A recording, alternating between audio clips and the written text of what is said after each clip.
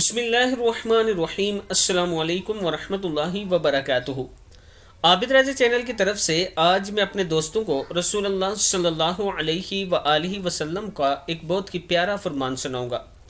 آپ دوستوں نے اسے غور سے سننا ہے اور پھر اس پر عمل کرنا ہے۔ نبی اکرم صلی اللہ علیہ وآلہ وسلم کے ہاں نماز پڑھنے کے لیے کسی کا جنازہ آیا۔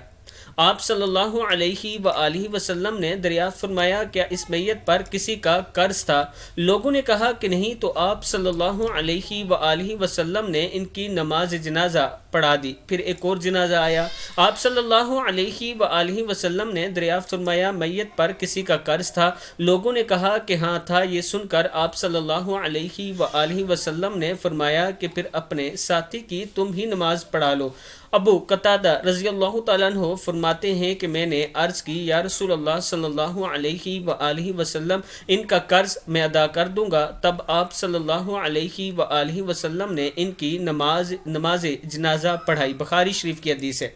دوستو، قرض لینا اچھی بات نہیں ہے۔ رسول اللہ صلی اللہ علیہ وآلہ وسلم قرض سے اللہ تعالیٰ کی پناہ مانگا کرتے تھے۔